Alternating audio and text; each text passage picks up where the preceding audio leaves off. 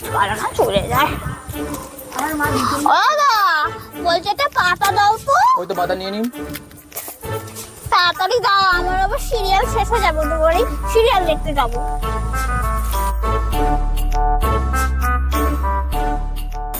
জলটা গরম, মুখের মতো নুন, কি নুন হয়েছে, নুন একটু কম করে দাও তো, জল মেশা ওঠে। আরে দাঁড়ান, দিচ্ছি।